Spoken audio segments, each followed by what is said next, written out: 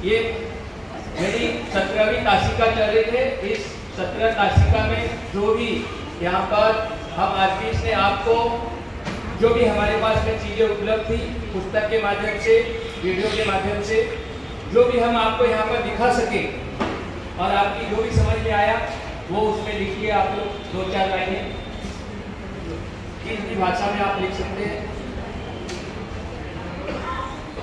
मराठी में 4 दिवसीय प्रशिक्षणातून मला कोणकोणत्या बाबी समजल्या आहेत?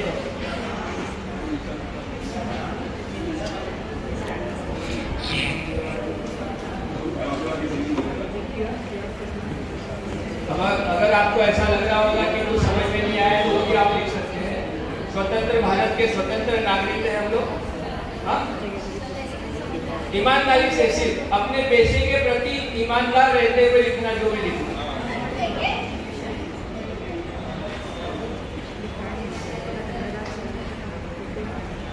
दो 4 लाइनें लिख लीजिए उसके अंदर, क्योंकि समय कम बचा हुआ है।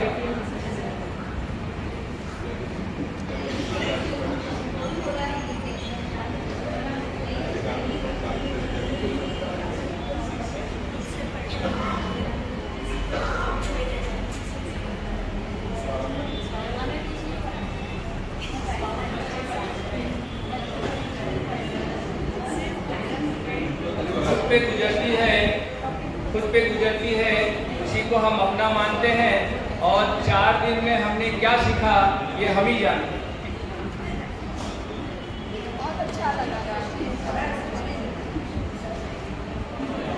आवाहन क्रमांक 17.2 प्रशिक्षणानंतर माझे पुढील नियोजन काय असेल? आज का ये प्रशिक्षण, कल का एक दिन जो बचा हुआ है, प्रशिक्षण के बाद में हम अपने विद्यालय में जाकर अपने विद्यार्थियों के लिए क्या नियोजन करेंगे, उसकी शुरुआत खुद से करनी पड़ेगी। हम सबसे पहले खुद का नियोजन करेंगे। तो क्या नियोजन करेंगे? हम जिस कक्षा को पढ़ाते हैं उस कक्षा का किस प्रकार से नियोजन करेंगे। 2 बात हो गई। और मैं नेतृत्व, नियोजन और व्यवस्थापन कैसे बनाऊंगा, ये आपको लिखना है। 17.2। तो जो भी आपकी समझ में आया होगा, यहाँ पर 7-8 लाइनें दी हुई है, वो आप वहां पर लिख सकते हैं। सबसे पहले स्वयं में बदलाव करना पड़ेगा हम लोगों को, क्योंकि हम लोगों ने जितने भी यहाँ पर वीडियो देखे उसमें यही की शुरुआत स्वयं से करनी होगी। तो सबसे पहले स्वयं से शुरुआत कीजिए आप लोग यहाँ पर, और उसमें 8-10 पंक्तियाँ दी हुई है, आप उसमें 1, 2, 3, 4 जितनी भी है लिख सकते हैं, वो आप लोग लिखिए। मुझे उम्मीद है आप लोगों ने पहले से ही मोबाइल के ऊपर जो आया था उसमें से देख के लिख चुके। 17.3 माझ्या शाळेचे नियोजन काय असेल? अब जब हम अपना नियोजन तैयार करेंगे और अपने कक्षा का नियोजन तैयार करेंगे, तो ये जो नियोजन तैयार हो जाएंगे, इसी से हमें पता चलेगा कि हमारे विद्यालय का, हमारे स्कूल का नियोजन क्या होगा, काय असेल।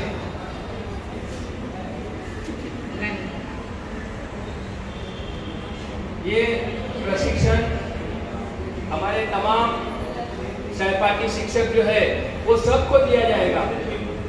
तो हम उनसे क्या मदद लेंगे और उनको क्या मदद करेंगे, ये भी आप आने वाले पंक्तियों में लिखिए, क्योंकि यहाँ पर कोऑर्डिनेशन बहुत जरूरी है। क्योंकि बीच में हम लोग को एक वीडियो दिखाया गया जिसमें ये बताया गया कि सचिन तेंदुलकर बल्लेबाजी के स्तर पर कितना भी महान हो,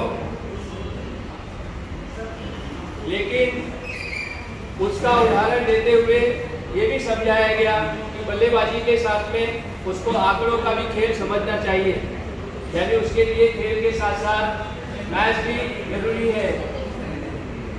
और अगर सचिन तेंदुलकर सेंचुरी मारता है और अगर वो इंग्लैंड में अगर कोई पत्रकार उससे पूछ रहा है तो उसको जवाब भी अंग्रेजी में देना होगा, यानी भाषा का भी ज्ञान होना चाहिए। तो मैथ्स और भाषा ये दोनों चीज भी खेल के साथ साथ जरूरी है। अगर बच्चा कलाकार है, अगर उसकी पेंटिंग किसी विदेशी पेंटिंग के साथ में बराबरी का हक रखे, तो अपनी बात कहने के लिए शब्दों का चयन करना बहुत जरूरी हो जाता है। ऐसे समय पर भाषा का ज्ञान होना बहुत जरूरी है। और अगर उसकी पेंटिंग ऑप्शन के लिए जाती है तो उसको मैथ्स का ज्ञान होना बहुत जरूरी है कि वो अपनी पेंटिंग बेचेगा किसमें, क्या ज्यादा हो गया और क्या कम, इसका भी ज्ञान होना बहुत जरूरी है। तो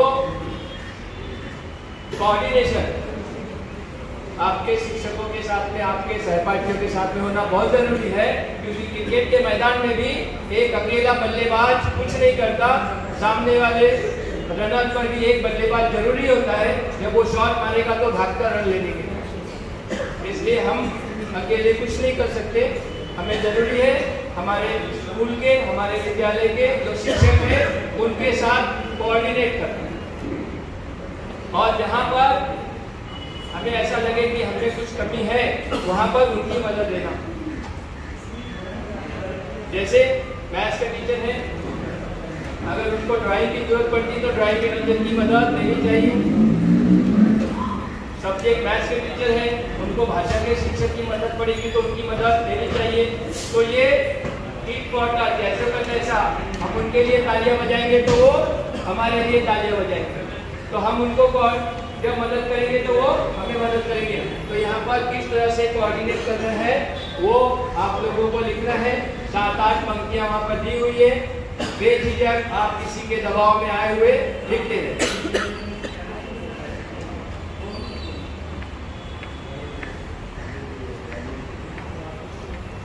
इसके बाद है आह्वान क्रमांक 17.4। अब इतने सारे काम हैं, कल का दिन आप जब सोमवार को स्कूल में जाएंगे तो वहां पर बहुत सारा काम आपके लिए ऑलरेडी तैयार है। और आप, हमारी स्थिति ऐसी है, एक तरफ कुआं है तो एक तरफ खाई है, और दूसरों की प्रीत अपनी समझ में नहीं आई तो जाना तो पड़ेगा ही, बहुत सारा काम है वहाँ पर। और ऐसी स्थिति में कोई स्कूल यहाँ पर ऐसे भी होंगे कि आप 5 शिक्षक यहाँ पर प्रशिक्षण के लिए आए हैं और वहाँ पर 5 शिक्षक क्लास संभाल रहे हैं, और आपकी विद्यालय में 6 कक्षाएं चलती हैं और वहाँ पर 5 शिक्षक हैं, तो एक कक्षा जो है वो हमारी क्या है, खाली है। ऐसे समय में हमारी गैर स्थिति में या हमारे शिक्षकों की अनुपस्थिति में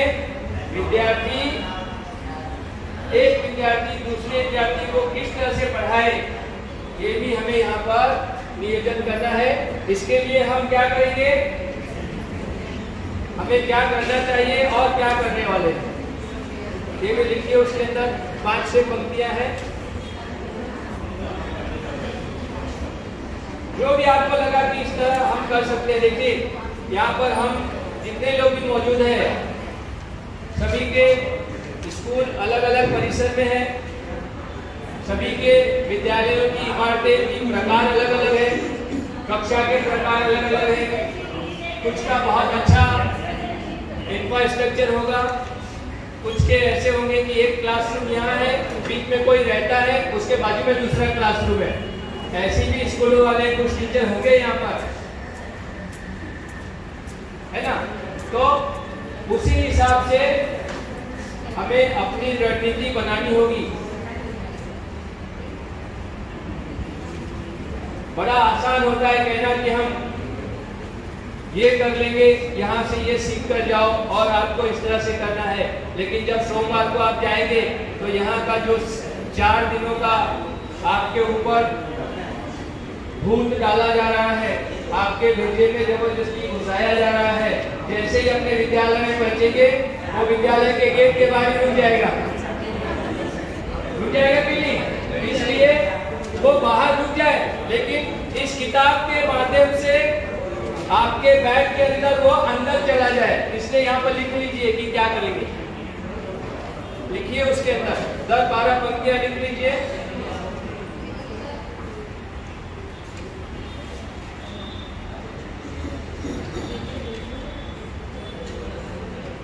और जैसे मैं खुद समय समय पर दूसरे शायरों के शेर पर पढ़कर खुद को प्रोत्साहित करते रहता हूँ, आप अपने आप को कैसे प्रोत्साहित करेंगे? आप खुद को कैसे प्रोत्साहित करेंगे?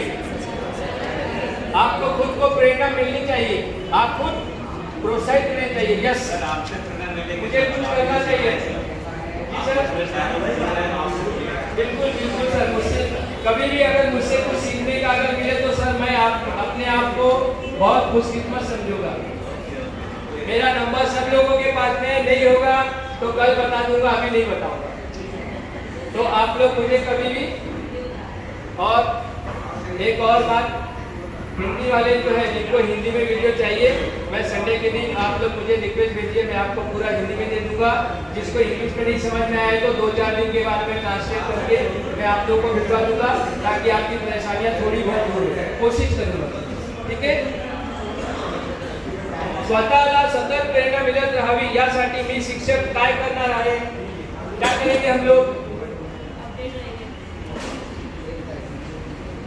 सबसे पहले हमें खुद को अपडेट रहना पड़ेगा। अपडेट के लिए नया मोबाइल खरीदना पड़ेगा, है ना? जूना वाला अच्छा है ना, पुराना तो मोबाइल ठीक ठाक है ना, तो नया कुछ देने की जरूरत नहीं है। कहीं तो सोचेंगे कि चलो डीएडी प्रेस आया है, सातवां वेतन आयोग का जो बाकी कुछ है वो भी आया हुआ है, मोबाइल ले लेते हैं। ऐसा नहीं करना, ठीक है। तो वहां पे लिखिए, आपको स्वयं को प्रेरित रहने के लिए आप क्या करेंगे? 4-5 लाइनें लिखिए उसके अंदर।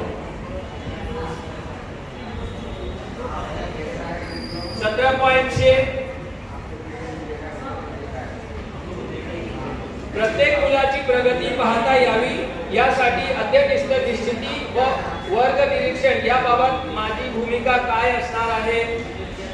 मेरा जो विद्यार्थी है सर पीछे काजिम सर,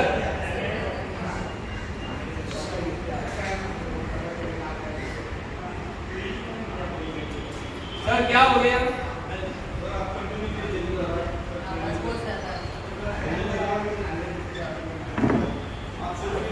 हाँ, 17.6 हर बच्चे की प्रगति हमें दिखाई देनी चाहिए। अध्ययन स्तर निश्चित करने के लिए हम क्या कर सकते हैं? आप देखेंगे ये 17वीं तासिका में सब कुछ सिर्फ और सिर्फ हमारे बारे में हमें डिसाइड करने के लिए कहा जा रहा है। क्या करेंगे हम लोग? वो लिखिए वहां पर, थोड़ा बहुत जो भी लिख सकते हैं। 8-10 पंक्तियां यहाँ पर दी हुई है।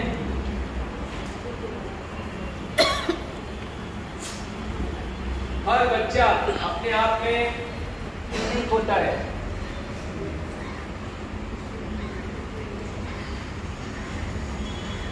उसके अंदर कुछ न कुछ कला गुण होते हैं, उसको पहचानना ही हम शिक्षकों की जिम्मेदारी है। उसको पहचानना और उसको पॉलिश करना। कोयले की खदान से हीरा निकलता है, लेकिन जब तक उसे तराशा नहीं जाता है तब तक उसकी कोई कीमत नहीं होती। तो हम बच्चे को बना सकते नहीं हैं। कुछ करें यहाँ पर उसके अंदर जो योग्यता है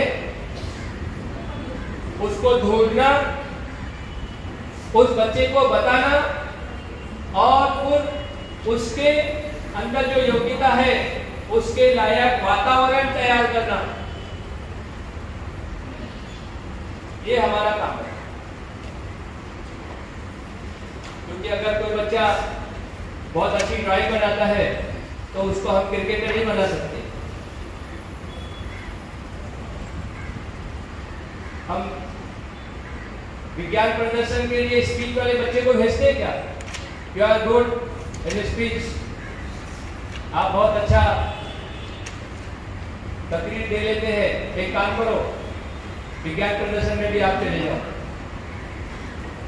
you are making good model, you are also in good sports. Possible है? नहीं हो भी सकता है और नहीं भी हो सकता है, क्योंकि वो बच्चा दौड़ने में बहुत तेज होगा, लेकिन जब आप उसको सिखाते हैं तो उसकी शारीरिक क्षमता जो है वो अत्यधिक है, लेकिन उसकी मानसिक क्षमता थोड़ी सी कम है। तो हम लोगों को यही करना है कि उसकी कौन सी क्षमता अत्यधिक है और कौन सी क्षमता उसकी कम है, उसको ढूंढना है और उसकी जो कमतर क्षमता है उसको एक लेवल तक लेकर आना है, और जो उसके अंदर अत्यधिक क्षमता है उसको और बढ़ाना है। ऐसा नहीं कि जो अत्यधिक क्षमता है उसको कम कर दे, उसको और बढ़ाना है। और ये सब ये 17वीं तासिका में सब हम लोगों को ही करना है। इसलिए सिर्फ हमारे बारे में ही ये पूरी की पूरी तासिका सिर्फ हमारे बारे में। इसलिए मैंने कहा कि आप लिख लीजिए उसके अंदर, और जो भी लिखिए वो आप लिखिए, आप जो कर सकते हैं वो लिखिए, किसी और की मदद से कर सकते हैं वो लिखिए। क्योंकि मैंने कितना भी चमकीला जूता पहना हो, आपके पैर में नहीं आएगा। मैं कितनी भी कोशिश करूं कि आपको दे दूं, क्योंकि मेरे पैर का नाप और आपके पैर का नाप बराबर नहीं है। किसी का होगा भी, हाँ, मैं नंगे पैर घर पे नहीं जाऊंगा। हाँ, मैं एग्जाम्पल उदाहरण दे रहा हूं आपको, ठीक है। तो यहाँ पर ये पुस्तिका यहीं पर समाप्त होती है, और आपको लग रहा होगा कि 2 पुस्तिका दी हुई है आपको। एक ये वाचन वाला, जो भी सवाल आपको लगे कि थोड़ा सा कठिन है, क्लिष्ट है, वो आपको जो वाचन साहित्य दिया हुआ है उसके अंदर आप देख सकते हैं। उसमें से बहुत सारे एग्जाम्पल, इंटरव्यू दिए हुए हैं, आप उसमें से पढ़ के इसको कंप्लीट कर सकते हैं। आपका ज्यादा समय मैंने नहीं लिया ना। हाँ सर।